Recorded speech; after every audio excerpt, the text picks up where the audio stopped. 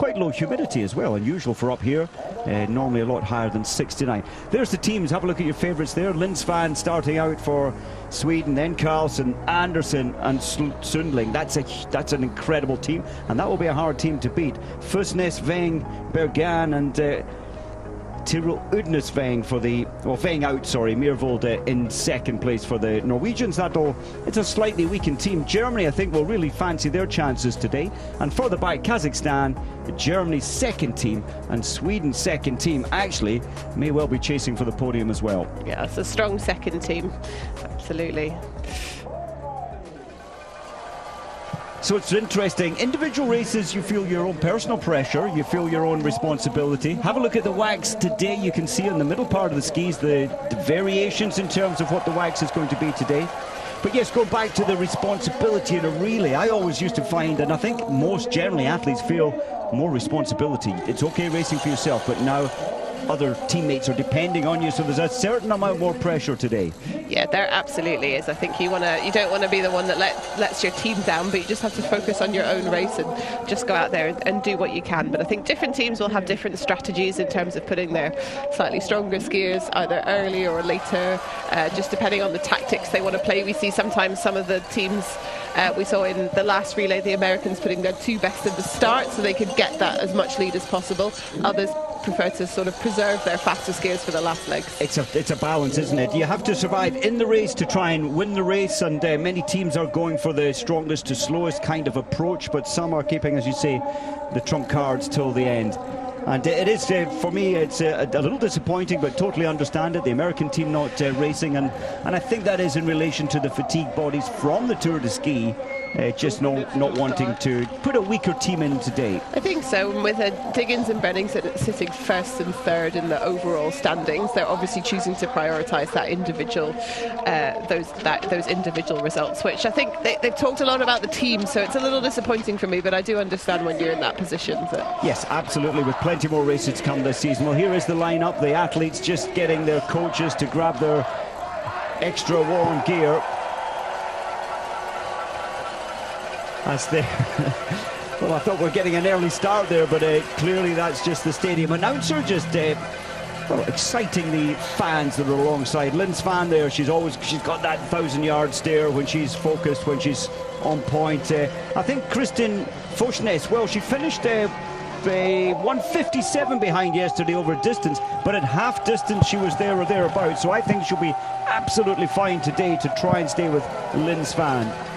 And bib number 3, that's Surbre from Germany. It was a good result yesterday, 127 behind, 16th position. So that was in for yesterday's race, so I think it bodes well for the shorter distance today of 7.5 kilometers. So under starters orders, the teams all lined up there, 11 teams lined up. Of course, 2 of those teams are second team for Sweden and Germany. So 30 seconds to go. The athletes have carried out the warm-up. They know the tracks well now after 2 days of previous racing. It's the same tracks, slightly shortened. Look today at 2.5 kilometers. So here we are ready to unleash. The pace is going to be fast and furious from the start. It's a little descent from when the gun goes, and then it's the very, very steep climb of the Briegsteig, which goes up to the highest point. Here we go. So they're off. A good clean start there, no problems, and unlike yesterday when 53 of the women's field went out on a mass start, this will feel very easy today. 11 teams, no traffic jam. I think a little bit less hectic, absolutely, out of the start there. So as we said yesterday, I do find it quite an interesting start because you're straight into this downhill, which you don't see so often, so that does lead to even with 11 there's still a little bit of pushing and shoving going on there, and Svan choosing to, there she is getting in the tracks. It's interesting she was outside of the tracks on that first hill. That is interesting because often the ice there in the middle, if you have fragile waxing under your skis, that can help rip the wax off the base of the skis, but clearly Svan had a plan from the warm-up that it was faster outside the track. Yeah, I am interested to see what tactics some of these top teams choose to do. Svan and Matintalo of Finland, probably the strongest on this first leg. Interesting to hear Ricardo mention the wind, and we can see that around the course, just how it is. Considering there's not a lot of people, I think it's quite narrow though, Mike. They've just got the 2 tracks there because we've got 2 legs of classic skiing and then 2 legs of skating after, so they've cut the track in half essentially to make room. And considering there's only 11 people, it feels like they're fighting for space a lot there. Well, you know, and then Lindsvan going into the middle of the track, which didn't allow any room left or right of her, because as you say, it's quite narrow, the spread between the 2 tracks there. But I think they will now, from here on in, stick to either one track in single file as it gets faster, or side by side as we're seeing now. And this is the Bergsteig, up to the high point, up to, what is it, 843 meters, I think I'm correct. Yeah, it's 840. That's above sea level. There's the stadium in the background. That's where they started only just under 2 minutes ago. So you get a sense of how big this climb is, the first climb. Yeah, and then the course, Mike, slightly different to yesterday. We've got a 2.5 kilometre loop instead of a 3.3. So after this high point yesterday, there was quite a long downhill with a couple of sharp turns in. We still have a downhill, we still have some sharp turns, but slightly different. So I think this is going to be even tighter right-hand bends coming up once they get over the top of the hill here. So got to be very careful, particularly on this first lap as you're just getting settled into the race, just to take that corner smoothly. Yes, I thought it would actually pick up a little more. What are we, time-wise, 2 minutes and 5 seconds, up to only 600 meters, but I think that gives that time. There's Lindsvan again, and of course you will get athletes tucking in behind. It just makes it a little narrow. Yeah, as they come up to this bend. It's interesting, she is choosing to go outside of the tracks on all of the downhills, so having to make decisions. I think so. I was just wondering, yesterday we saw quite a lot of change throughout the course because of the up and down nature, that often athletes were dropping off the back on the uphills but were able to make contact again on the downhills, and I was just thinking they'd nearly done that there, but I think the pack isn't big enough, and they maybe were just a little bit too far behind, so they weren't quite able to do that on that last downhill. So they're pretty close here, but I don't think that they're going to make a connection again with that gap. That's Sauerbrei coming through there, bib number 3. She obviously wants to give it a go and thinks that Fossnes is holding the pace back, so she's made the move around Norway. Yeah, well, that's interesting. I felt there that Fossnes was slipping badly up this section here. The tracks in this section are quite icy, so her wax, or grip wax, isn't working well up this section. And I would imagine the technicians will be asking her as she skis by, what's your grip like? And they may well be adjusting that grip wax for the second leg. Of course, in this race, the first 2 athletes are in this style, classic style, and the last 2 athletes are in freestyle. Lindsvan, well, as it's getting steeper, it's hard to get a good grip up a steep climb like this, but she was slipping at the bottom section. You can see the ski tunnel in the background there. What's that, some 10, 11 years ago that they built that incredible facility here. Yeah, great facility for the autumn training, just to get a bit of time on snow. Yeah, I think there's a gap as well here now, isn't there, from these first 3 have dropped. And Fossnes, the skis are totally spread, so no grip coming through there, and that's hard work when you're herringbone running up that steep climb. Yeah, that is a steep section of the course, but she certainly looked like she was having to go a little bit wider with her herringbone than any of the others there. So the Swedish team's up. That's Matintalo just jumping out of the tracks as well. I think it's a good move just to mirror exactly what any of the what the 2 Swedes in front are doing. Sauerbrei is making a big effort here to try and get on the back of these 4. I think the 3. She's got some work to do there, but if she can, that's going to put the team in a good position, because she's handing over to Hennig on lap 2. So Hennig, who did such a good performance yesterday, she's a strong player certainly for the German team coming up next, but it's still 2.5 kilometers to go, so 5 kilometers achieved. It's Sweden 1, Sweden 2, and Finland with a slight gap, I think 5 seconds or so, back to the German team. Well, it's 6.4 now, and that's quite significant. Sauerbrei trying to come back, but she needs to really try and get back on the tail of these athletes before this next climb coming up. Yeah, I think she's got a little bit too much to do there, but if she can just maintain or even extend the gap over Norway and Germany too, that'll put the team in a really good position. Yes, Hennig coming up next. Just interesting on the Finns, Mike, that Kerttu Niskanen's not starting today, so she was 3rd yesterday. Obviously a really solid all-round classic skier. Haven't heard, but I'm assuming she's also just resting up and recovering.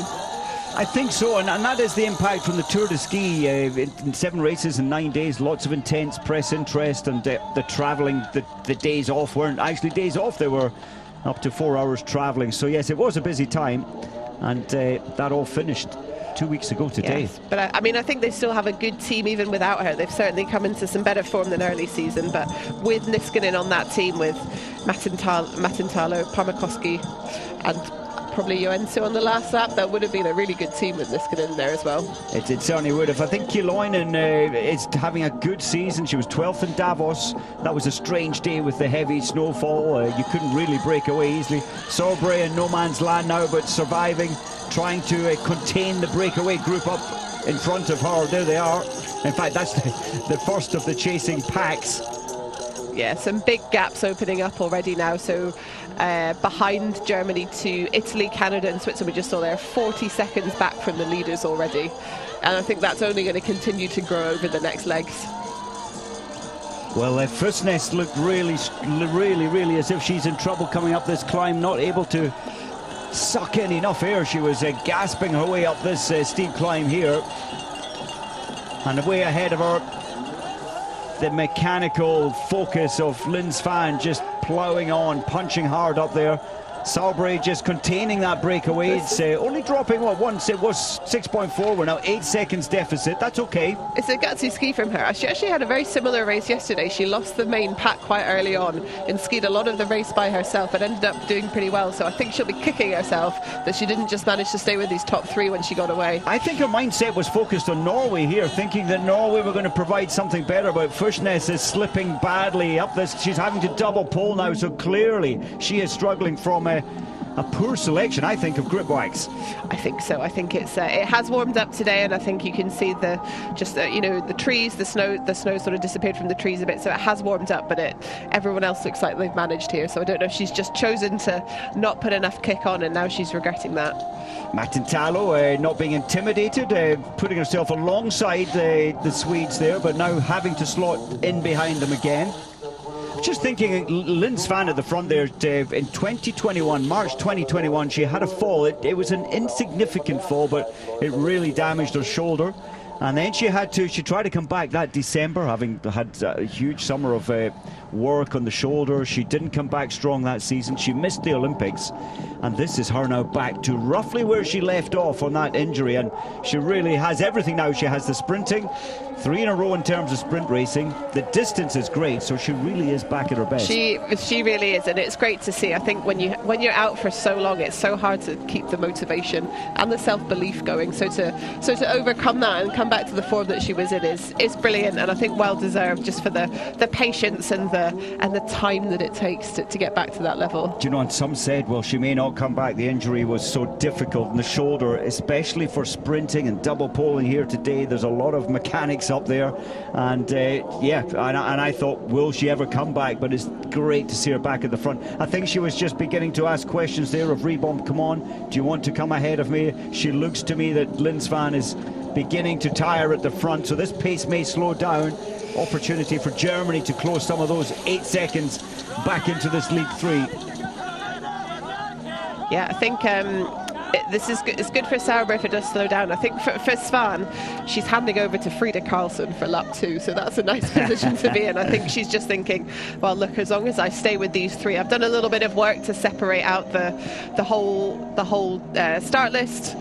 If I can just hand over with only 2 other teams with me, I know I'm handing over to someone who can do a bit more damage. Incredible, isn't it, to be handing over to the winner from yesterday. Karlsson took that race by 2.3 seconds. That was ahead of Hennig, so Hennig takes this second leg as well. Hennig will be so keen that Saubre brings this back, and I'm so impressed with Saubre in the background. She's really pushed hard here. Yeah, I think it's just to keep pushing. She's not let that gap grow at all. It's such a difficult position to be in by yourself, but she's done an absolutely brilliant job there, and I think Hennig's going to do a lot of damage to these other teams. Svan pushing the pace now, starting to break apart from Reboom and Matintalo. She obviously had a little bit left in the tank for this last 500 metres. Well, I just wonder if she heard me saying, oh, she's beginning to look tired. I was totally wrong there. She wasn't tired at all. She was just looking back, having a conversation with Reboom maybe, and then she decided to break free.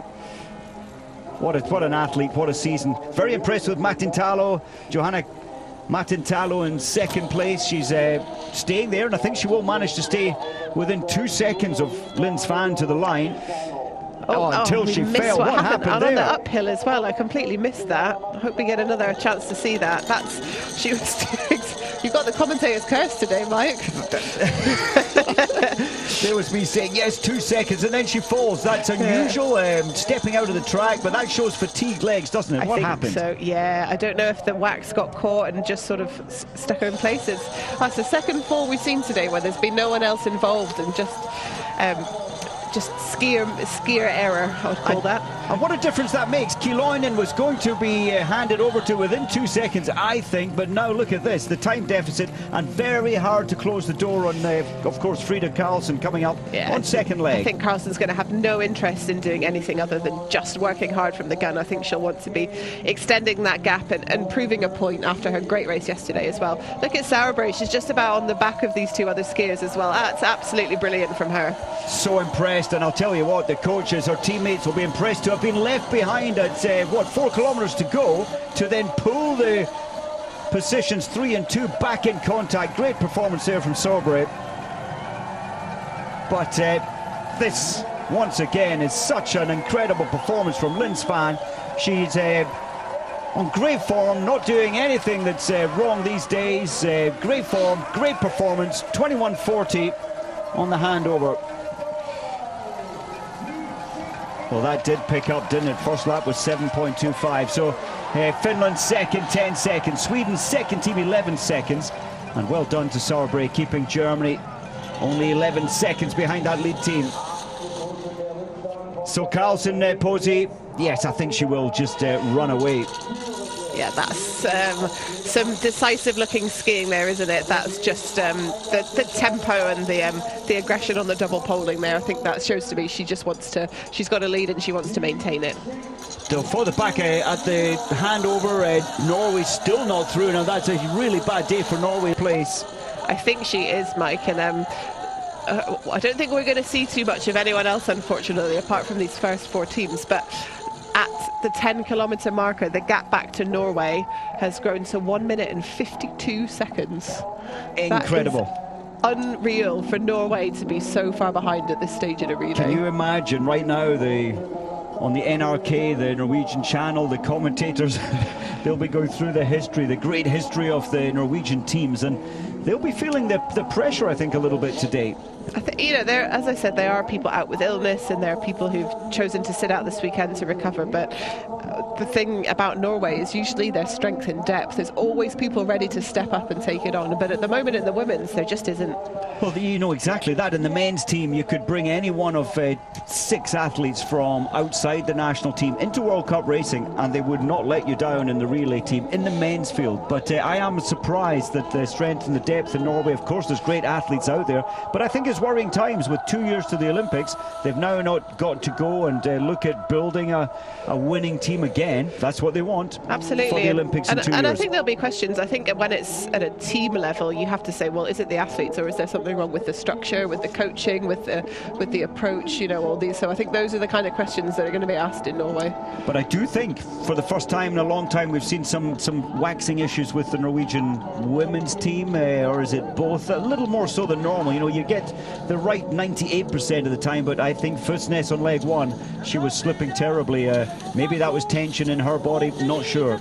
Yeah, I think maybe a little bit of both. I think there's been a lot of adjustments for all the waxing teams this year with the fluoro ban that's been introduced recently. We've talked about that a bit before, and the new protocols in terms of getting your skis to the start. But if any team has the budget to overcome that, it's Norway. Certainly is a great waxing team. Well, the times at the last split point, we have Sweden way ahead at 32, then Germany, and then Finland at 35. And this is Sweden's second team. No, this is KF, of course. Frida Karlsson at the front. She looks like she's out for a solo time trial ski. There's such distance. That's Hennig just coming into shot at the back there now. So she's got so much space to work with, but she's not going to let up, is she? Just looking for the back, Posey, the woes for Norway. They're 2 minutes and 6 seconds behind. Italy have just gone ahead of the Norwegian team. In fact, breaking away by some 2 seconds. What a shame.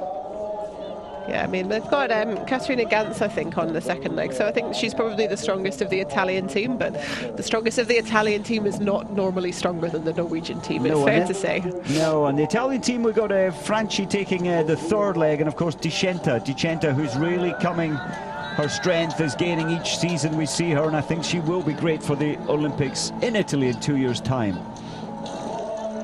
Kiloinen, I thought she might make contact on the downhill section. She hasn't, so now it's a breakaway German team for second place. At the moment, still a long way to go. We're not even halfway in this race today. So Carlsen just managing the situation.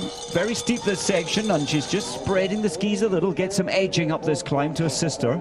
It is a steep climb, and I think, you know, we've seen quite a few people jump out of the hill there. I think that's okay. It's, as I said with Hennig, it's about managing the transition. So if you need to go out on the tracks, don't lose time getting out. You've got to jump out, immediately get in the herringbone, and the narrower you can keep it, the more that your energy is going forward rather than being wasted to the side. So that's the kind of technical points you're looking for here.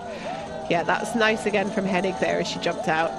Have a look at the support trackside, and that's great news for Hennig, and I think great news for Pia Fink, who comes up next. Her best ever is 7th. She's had a 7th position in World Cup racing twice, but on decent form. And then Victoria Karl, the anchor leg. Victoria Karl having a sensational season. 11 years in World Cup racing. She hasn't touched the podium until this season. Incredible. Yeah, it's going to be great for her to bring it home today. I'm sure she'll be feeling the nerves, but enjoying it as well. And she's had that anchor leg role for Germany for quite a while now, so I think she's adjusted to the pressure a little bit. She's been there at the Olympics and World Championships in that, so nothing like a home crowd, but she's got to be looking forward to that. So Carlsen looking as she did really from the gun. Tempo maybe has dropped off ever so slightly, but you'd expect that, having put in such an attacking first lap of 2.5. Huge support now for Katarina Hennig, and they're trying to will her on to close this deficit time. It's okay, she's not losing much anymore. This time was opened up to 27 seconds on the first lap, so she's containing, if you like, 38 seconds behind. Yeah, I think the damage was done in that first lap when Carlsen took almost 20 seconds out, 17 as you say, and now there's still, that's been another 10 seconds or so, but not the gaps growing quite as much as in the initial part. Yes, so I think that was probably Carlsen's strategy. Just make sure that this the gap is up to 30 seconds and hold it at that, because in cross-country skiing that is a huge.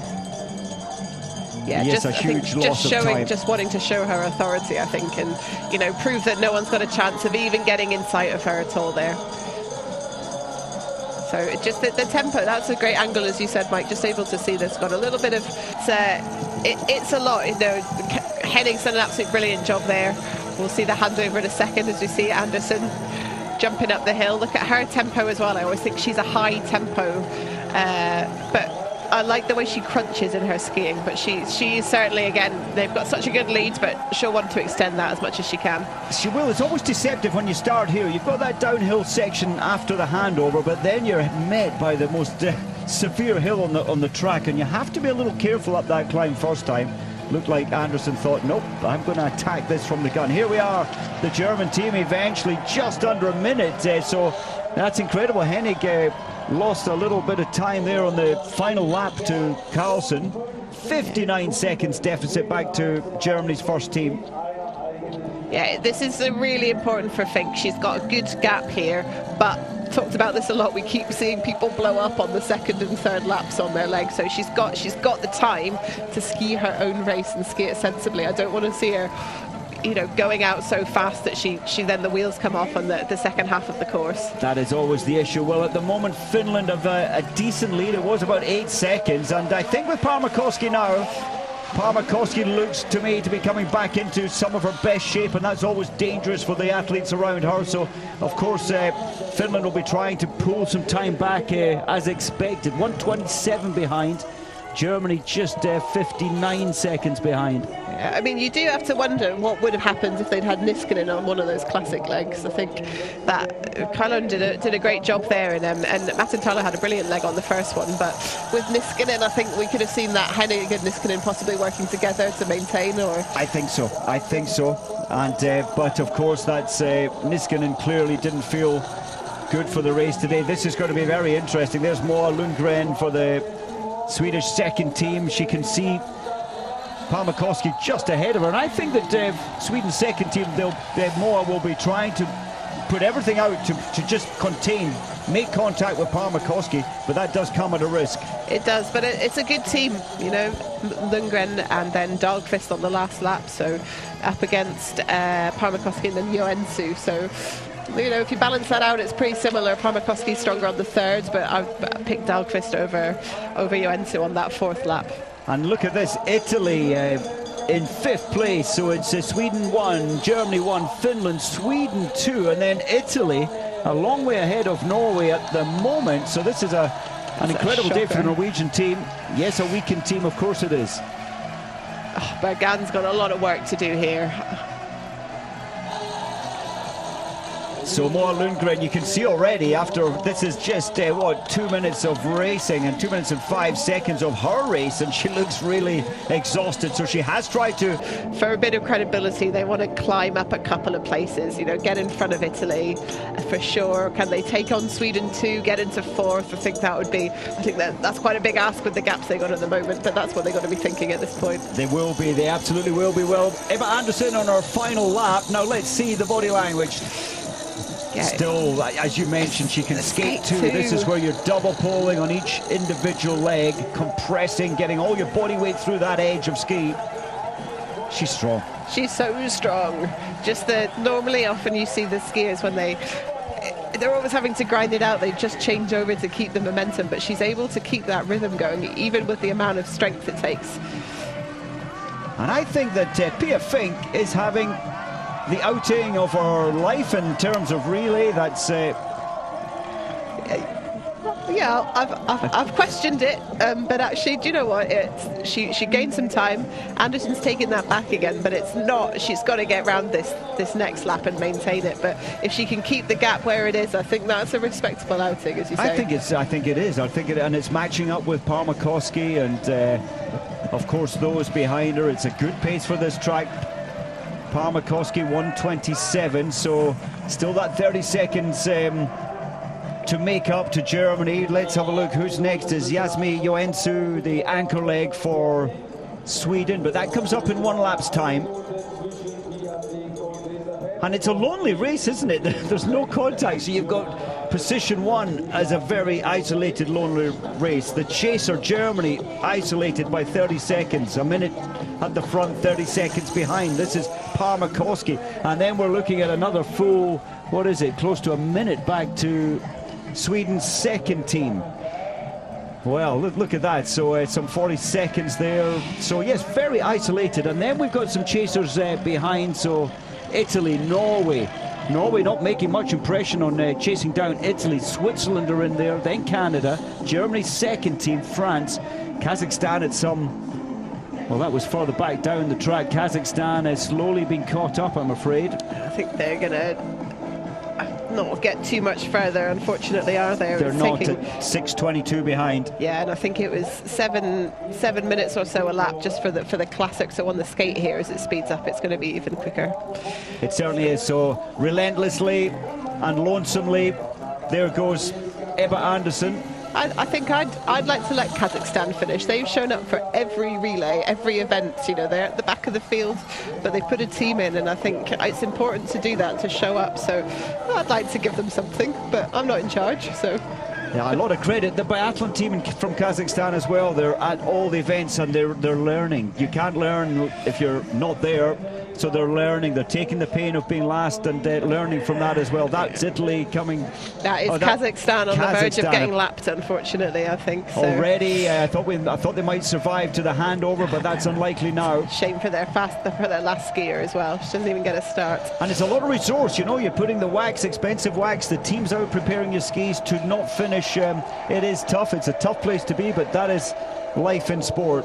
Ebba Andersson just punching so hard. You can see some debris from the wind blow earlier on the track, but it's not really affecting the skis. No, she's looking good still, so I think she's paced this perfectly. I think, as you say, Fink's had a great race. She's not, Amundsen hasn't been able to take too much more time out of anyone else, but also she hasn't needed to. That gap they've got is so comfortable right now, and when you're handing over to Jonas Sundling on your last leg, you got to feel good.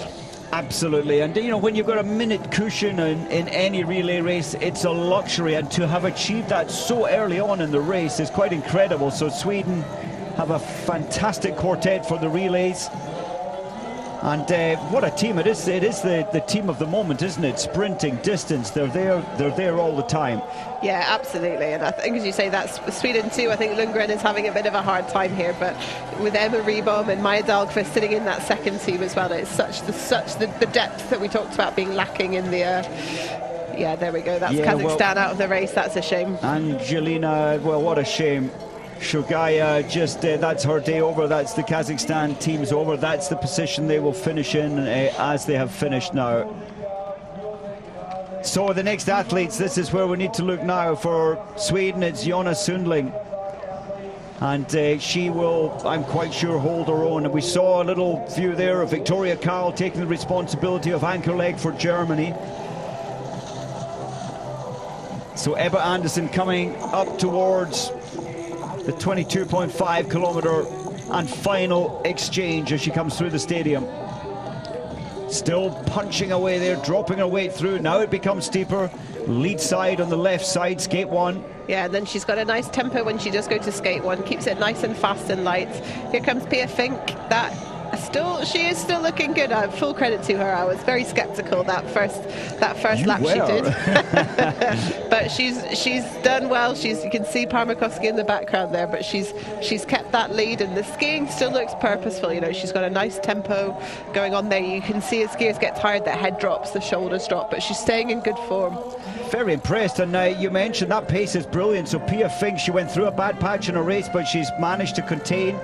And she knows full well that Parmakoski is chasing and trying to close down. So Andersson's only taken 5 seconds out of Pink now. Twice in terms of sprinting, but her recent form in freestyle is brilliant as well. In fact, classic freestyle, doesn't matter. Sundling can do it. Fourth in Val di Fiemme over 15 kilometers classic, and Mastard, she's got it all.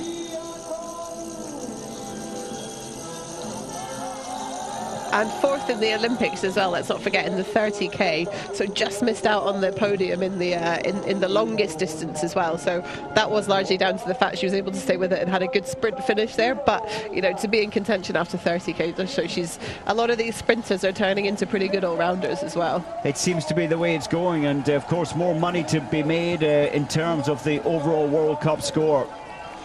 So this is Jonas Sundling on her first of 3 laps of 2.5, going up the Bergsteig, the steep climb for the first time. 43-meter rise from bottom to top of that climb. So 106, great leg there from Pia Fink to hand over to the great Victoria Karl. This is her patch. This is where she learned her trade in terms of cross-country. Went to the school just up the road there, education and sport. And she is chasing now. She's got a lot of work to do. 106 to try and pull Sweden back. It's extremely unlikely, but it looks like she's trying. I think she's going to give it everything she's got out there. So this is third place. Have a look at this. 132 behind. And of course, Jasmi Joensuu really needs to put it all out there. She wants to take Finland from third up into second. But a lot of work to do. And that's a tough journey when it's Victoria Karl that she's trying to close down on. Yeah, I think Karl's going to... This is so much about pride for her, isn't it? Just to be on her home trail. She knows these so well, and with the crowd behind supporting her. Yes, and just missing out on the podium yesterday as well, of course, in fourth. Oh, I thought she did great yesterday. I thought she'd lost. Well, that was very strange final lap there for Jonas Sundling. She looked a little tired. She did press a very hard first lap just to keep them away. But anyway, at the end of the day, it's Sweden. What a quartet. It's Svahn, Carlson, Andersson and Sundling. 2 in a row for the Swedish team.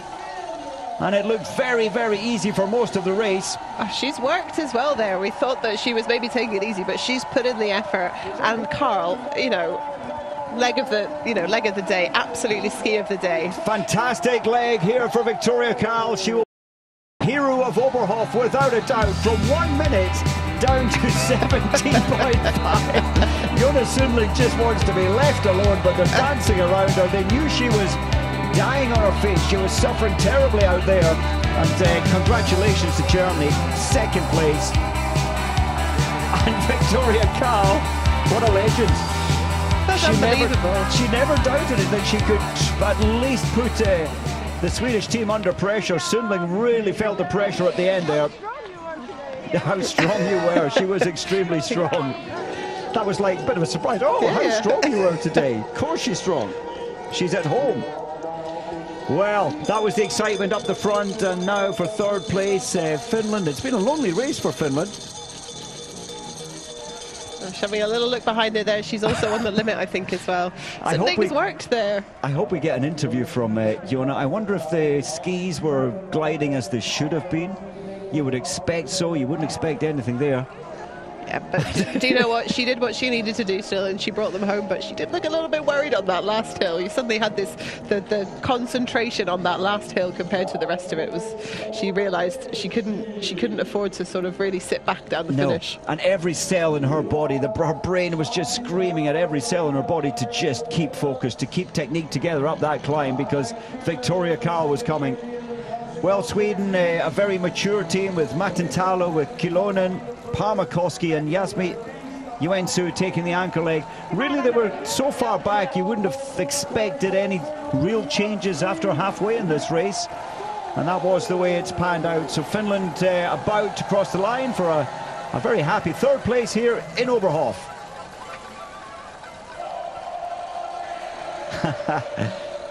2 minutes and 11 seconds behind. Oh, exhausted. Absolutely. She did put the pace in, remember that first lap, and that's, they all try to do that, to put pressure on those ahead, and you pay for it on the third time of 2.5. Sweden's second team coming in now. So a strong team on paper. I thought they may challenge for a podium. Emma Ribom, Sofia Henriksson, Moa Lundgren, and Maja Dahlqvist taking the anchor here for a fourth place. Sweden's seconds team. The team spirit always feels good. You know, the last few years, the Swedish team are there for each other, and I do like that aspect. A very successful team is always there for each other. Yeah, great work, I think, and yeah, it's hard, you know, as you said in the start, maybe there's a little bit of, am I in Sweden 1 or Sweden 2, but I think Sweden 1 definitely came out on top there, and good to see them all cheering for each other. So here is Norway. So Norway 3:35 at the last point of checking. Oh, Joensuu still can't stand, bless her. She really went for it out there. Great effort. And, well, we all need a team to support us. So let's have a look. Norway coming in. It was 3:35, and let's be truthful. Tiro Udnesvang just back to racing. A disappointing day for Norway. And they know full well that the press back home will be a little critical, but there are many athletes' names missing. There are many athletes missing, but to be 15 seconds in front of Italy, I think. Well, there's Italy. You know, great day for Italy, and you know, all credit to them, because I think they've put some good solid laps together. But I think that first leg by Fosnes was just disastrous, I have to say. You know, she stuck with it for the first lap, and then just the wheels came off. She lost so much time, and you know, Myhrvold did have to step up, but I think, you know, Fosnes, for me, that was a poor leg by her, I have to say. Yeah, it was. I do think there was an issue of the grip wax not working, a small issue, but most athletes can unwind that. So we saw Italy coming in sixth place. Now this is Switzerland attacking up the hill. Alina Meyer from Davos being chased aggressively by France. Lena Conton is desperately wanting that next position in terms of across the finish.